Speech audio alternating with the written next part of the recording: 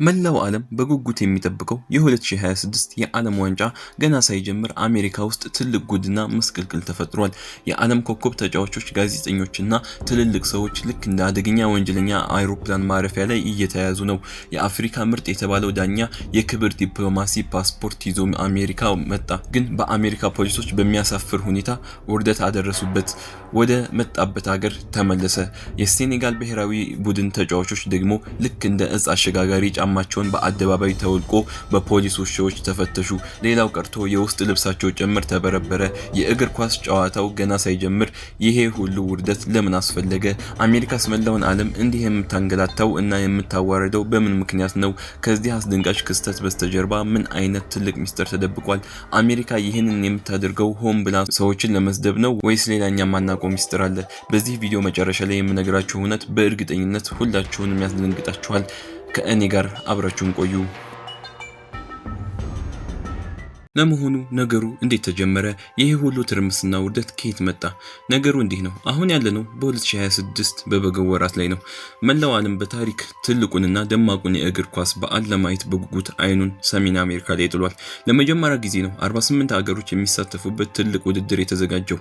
ጨዋታው ደግሞ በሶስት ሀገሮች ማለትም በአሜሪካ፣ በካናዳና በሜክሲኮ ነው የሚደረገው።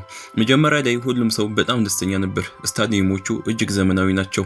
በሚሊዮን የሚቆጠሩ ሰዎች ደግሞ ጨዋታው በአካል ለማየት ትኬት እየቆረጡ ነበር። ነገር ግን ልብ ብላችሁ አዳምጡኝ። ገና የመጀመሪያው ጨዋታ ሳይጀምር ከበስተጀርባው ትልቅ የጭስ ዳመና መታየት ጀመረ። የመጀመሪያው ድንጋጤ ምን ነበር መሰላችሁ? የስታዲየሙ ቲኬቶች ዋጋ በድንገት ከእውነተኛ ዋጋቸው በ10 እጥፍ በላይ ጨመረ። ሰዎች ማመን አቃታቸው። ግን ይሄ ገና መጀመሪያው ነበር። ትልቁና አስፈሪው ችግር የመጣው ከአሜሪካ ጥብቅ የቪዛ እና የደህንነት ሕግ ጋር ተያይዞ ነው። የዓለም አቀፍ እግር ኳስ ማህበር ወይም ፊፋ ለአሜሪካ መንግስት አንድ ጥሩ ሀሳብ አቅርቦ ነበር። ምን አላቸው?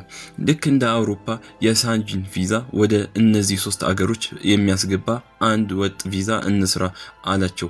ይህ ቢሆን ኑሮ ተጫዋቾችም ሆኑ ደጋፊዎቹ ያለምንም እንግልት ከአገር እየተዘዋወሩ ጨዋታቸውን ማየት ይችሉ ነበር። ግን አሜሪካ ምን አለች መሰላችሁ? በጭራሽ ይሄ ሊሆን አይችልም ብላ የፊፋን ሀሳብ ውድቅ አደረገችው። አሜሪካ እኔ የራሴን ሀገር ደህንነት ሕግ አለኝ፣ ወደ አገሬ የሚገባውን እያንዳንዱን ሰው ለብቻዬ በጥብቅ መፈተሽ አለብኝ አለች። በዚህ ምክንያት ሶስቱም ሀገሮች የራሳቸው ከባድ ሕግ ማውጣት ጀመሩ። ይህ ውሳኔ ግን በዓለም እግር ኳስ ላይ ምን አይነት መዘዝ እንዳመጣ ታውቃላችሁ? ወደ ጨዋታው ለመሄድ አይሮፕላን ውስጥ ሊገቡ ጥቂት ሰዓታት ብቻ ሲቀራቸው ቪዛቸው ካንሰል የሆኑ ትልልቅ ተጫዋቾች አሉ። የብዙ አገሮች ብሔራዊ ቡድኖች ገና ሜዳ ሳይገቡ በቪዛ ጭንቀት ተሰቃዩ። እሺ ለመሆኑ አሜሪካ በዚህ የዓለም ዋንጫ ላይ መጀመሪያ ያዋረደችው ማንን ነው? የትኛው ትልቁ የአውሮፓ አገር ተጫዋች ነው ከቡድኑ ነጥላ ያስቀረችው? አሁን ወደ ዋናውና ወደሚያስደነግጠው እንግባ። የመጀመሪያው ትልቅ ጉድ የተፈጠረው በስዊዘርላንድ ብሔራዊ ቡድን ላይ ነው። ስዊዘርላንድ በጣም የበለጸገችና የሰለጠነች ሀገር ናት። ተጫዋቾቹ ወደ አሜሪካ ለመግባት እንደ ሌላው አገር ከባድ ቪዛ አያስፈልጋቸውም። ነገር ግን የቡድኑ ትልቅ ኮከብ የሆነው ቤርል አምፖሎ አይሮፕላን ሊሳፈር ጥቂት ሰዓታት ብቻ ሲቀረው አሜሪካ በድንገት መንገዱን ዘጋችበት። ምክንያቱ ምን ቢሆን ጥሩ ነው? የዛሬ 8 ዓመት ማለትም በ2018 በስዊዘርላንድ ከተማ ውስጥ በወጣትነት ጠብ ውስጥ ገብተህ ነበር የሚል አሮጌ ታሪክ ቆፍረው አወጡበት። ለዓለም ዋንጫ ሊጫወት የሚሄድን ትልቅ ኮከብ ልክ እንደ አደገኛ ሰው ከቡድኑ ነጥለው አስቀሩት። ቡድኑ ያለ እሱ ያሳዝናል አይደል? ግን ይሄ ገና መጀመሪያው ነው። የኢራቅ ብሔራዊ ቡድን ደግሞ ምን እንዳደረጉት ስትሰሙ በእውነቱ ትደነግጣላችሁ።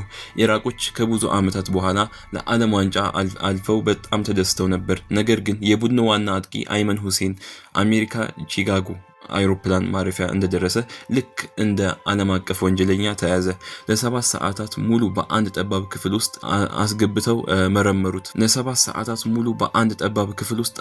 አስገብተው መረመሩት። ስልኩን ተቀብለው ሚስጥሩን በሙሉ በረበሩት። ተጫዋቾቹ በኋላ ምን አሉ መሰሏችሁ? አሜሪካ ሰዎችን እንዲህ የምታንገላታና የምታዋርድ ከሆነ ለምን የዓለም ዋንጫን በአገሯ ታዘጋጃለች ብሎ በቁጭት ተናገረ። የበለጠ የሚያስለቅሰው ግን የአፍሪካ ኩራት በሆነው በሶማሊያ ዳኛ ላይ የደረሰው ውርደት ነው። ኡመር አብዱልቃዲር ይባላል። በ2025 የአፍሪካ ምርጥ ዳኛ ተብሎ የተመረጠ ጎበዝ ወጣት ነው። በታሪክ ለመጀመሪያ ጊዜ የሶማሊያ ሰው ሆኖ በዓለም ዋንጫ ላይ ሊዳኝ ትልቅ ህልም ይዞ ነበር የመጣው። የክብር ዲፕሎማቲክ ፓስፖርት ይዞ ማያሚ አይሮፕላን ማረፊያ ሲደርስ አሜሪካ ፊቱን አዞረችበት። አትገባም፣ ወደ መጣህበት ተመለስ አሉት። ኡመር በለቅሶ ድምጽ ምን አለመሰላችሁ፣ ሁሉም ወረቀቶቼ ትክክል ነበሩ፣ ግን ቪዛ ከለከሉኝ አለ። የዚህ ወጣት ትልቅ ህልም በአንድ ጀንበር አየር ላይ ቀረ። ለመሆኑ አሜሪካ ለምን ይህን ሁሉ ታደርጋለች? ከጀርባው ያለው እውነተኛ ሚስጥር ምንድነው? አሁን ደግሞ ወደ ሴኔጋልና ወደ ኡዝቤኪስታን ተጫዋቾች ታሪክ እንሂድ። እዚያ ጋር የተፈጠረው ነገር ደግሞ የባሰ ነው። ነገር ግን የተደበቀውን እውነትና ትልቁ ጉድ ገና አሁን ነው የሚጀምረው። የሴኔጋል ብሔራዊ ቡድን ላይ የደረሰውን ነገር ስትሰሙ በአንድ በኩል ትገረማላችሁ፣ በሌላ በኩል ደግሞ ትስቃላችሁ። ከጥቂት ወራት በፊት በሞሮኮ ሀገር የአፍሪካ ዋንጫ ተካሂዶ ነበር። በወቅቱ የሞሮኮ ህዝብና መንግስታት የሴኔጋልን ተጫዋቾች እንዴት እንደተቀበሏቸው ታውቃላችሁ? ልክ እንደ ነገስታት በወተትና በቴምር ነበር። ይሄ ደግሞ ለሞሮኮ ትልቅ የክብር መግለጫ ነው። ነገር ግን ሴኔጋሎች በወቅቱ ምን አደረጉ? በትንሹ በትልቁ ማማረር ጀመሩ። በመጨረሻም በስታዲየሙ ውስጥ ረብሻ ፈጥረው ንብረት አውድመው ወጡ። አሁን ግን አሜሪካ ሲደርሱ ምን ተፈጠረ? ያ አየር ላይ ያዩት ክብር ሁሉ በአንድ ጀንበር ጠፋ። አይሮፕላን ማረፊያ ላይ እንደወረዱ ወደ ውስጥ እንኳን ሳይገቡ እዚያው ሜዳ ላይ ጫማቸውን አወለቋቸው። የውስጥ ልብሳቸውን ጭምር እየበረበሩ አዋረዷቸው። የሚያስቀው ነገር ምን መሰላችሁ? ይህ ሁሉ ውርደት ሲደርስባቸው የሴኔጋል አሰልጣኝም ሆነ የእግር ኳስ ፌዴሬሽኑ አንዲትም ቃል መናገር አልደፈሩም። ምንም ቢሆን ካላቅሙ ማክበር መጨረሻው ይሄው ነው። ጉዱ በዚህ ብቻ አያበቃም። የኡዝቤኪስታን ቡድን ደግሞ ኒውዮርክ ሲደርስ ልክ እንደ እጽ ነጋዴ በፖሊስ በውሾች እየተፈተሹ ታዋቂው አሰልጣኛቸው ፋቢዮ ካንቫሩ በጣም ተናዶ ነበር። ግን ምን ያደርጋል፣ አሜሪካ ናት። የስኮትላንድ ደጋፊዎች ደግሞ ወደ አሜሪካ ለመብረር ጥቂት ቀናት ሲቀራቸው በሺዎች የሚቆጠሩ የጉዞ ፍቃዳቸውን ተሰረዙ። ሆቴል እና አይሮፕላን የከፈሉት በሚሊዮን የሚቆጠሩ ዶላሮች አየር ላይ ቀሩ። ይባስ ብሎ ጨዋታው በሚጀምርበት ዕለት በሜክሲኮ በሺዎች የሚቆጠሩ ሰዎች በእጽ ማፊያዎች ታፍነው የቆዩ ናቸው። ህዝቡ የጠፋብንን ልጆቻችንን ፈልጉልን፣ በትምህርት ቤትና በጤና ላይ ገንዘብ ከማውጣት ይልቅ ለምን በዓለም ዋንጫ ላይ ቢሊዮን ዶላር ታበክናላችሁ ብሎ አገሪቱን አናወጡት። አያችሁ አይደል? የ2026 ዓለም ዋንጫ ገና ሳይጀምር በደም በጭስ በሰው ለቅሶና በውርደት ተሞላ። ግን ለመሆኑ አሜሪካ የዓለም ጋዜጠኞች ሲጮሁባት ለምን ደንታ አይሰጣትም? ይህን ሁሉ የዓለም ህዝብ የምታንገላታው በምን አይነት ድፍረት ነው? አሁን ወደ ዋናውና ወደ ትልቁ ግጭት እንምጣ። ከጀርባ ያለው ትልቁ ሚስጥር ስትሰሙት በጣም ነው የሚገርማችሁ። የመጀመሪያው አስደንጋጭ እውነት አብዛኛው የአሜሪካ ህዝብ አገር ውስጥ የዓለም ዋንጫ እየተካሄደ መሆኑን ጨርሶ አያውቅም። ቢያውቅም ግድ አይሰጠውም። ለእነሱ እግር ኳስ የመጀመሪያው ምርጫቸው አይደለም። እነሱ የሚወዱት ቅርጫት ኳስ፣ ባስኬትቦል፣ ቤዝቦል እና የአሜሪካን ፉትቦል ነው። አሁን መላው ዓለም ስለ ዓለም ዋንጫ ሲጨነቅ፣ በኒውዮርክ ከተማ ግን ህዝቡ ሁሉ ስለ ኤንቢኤ ፍጻሜ ጨዋታ ነው የሚጮኸው። መንገድ ላይ የቆሙ ሰዎችን ጋዜጠኞች ስለ ዓለም ዋንጫ ምን ታስባላችሁ ብለው ሲጠይቋቸው አሜሪካውያን ምን አገባኝ ነው ስለ እግር ኳስ የምናስበው፣ እኛ የቅርጫት ኳስ ዋንጫችንን ልናሸንፍ ነው፣ ስለ ዓለም ዋንጫ ደንታ የለንም እያሉ ይሳለቃሉ። We worried about winning the finals. We ain't been here in 27. The World Cup. Oh, Knicks in 5. What are y'all talking about? Do you think people care about the World Cup while the Knicks are playing? Nah, we don't care about the World Cup, man. Yeah. When is that? Next couple weeks, right? Oh, it's happening tomorrow. Nah, it's happening tomorrow. We don't care about that though. We don't care about. I only care about the Spurs one. Right. ሁለተኛውና ዋናው ሚስጥር ደግሞ የጉልበትና የራስን መቻል ጉዳይ ነው። አንዲት ሀገር በኢኮኖሚ፣ በጦር መሳሪያ፣ በቴክኖሎጂና በፊልም የዓለም ቁንጮ ስትሆን የሌላው ሰው አመለካከት ደንታ አይሰጣትም። አሜሪካ የኔን ህግ ካላከበርክ አትገባም የምትለው በራሷ ሙሉ በሙሉ ስለምትተማመን ነው።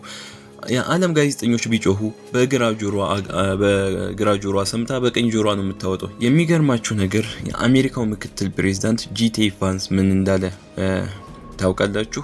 ገና ጨዋታው ሳይጀምር የመጡት ደጋፊዎች በሙሉ የዓለም ዋንጫው ሲያልቅ በአስቸኳይ እቃቸውን ጠቅልለው ወደ አገራቸው መመለስ አለባቸው ብለው በግልጽ ተናገረ። እስቲ ያስቡት፣ ይህን ያህል በድፍረት ነው የሚናገሩት። ምክንያቱም ምንም ቢደረግም የዓለም ህዝብ አሁንም ወደ አሜሪካ ለመሄድ በረድፍ እንዲመለመል ያውቃል። አሜሪካ የምትሰራው በአንድ ከባድ መርህ ነው። እኛ አገራችንን እንጠብቃለን። ሀብታም የስዊዘርላንድ ተጫዋችም እዚህ እኩል ነው። የአፍሪካ ኮከብም እኩል ነው እዚህ። ይህ ጥብቅ አሰራር ካልተመቻችሁ ወደ አገራችን አትምጡ ነው የሚሉት።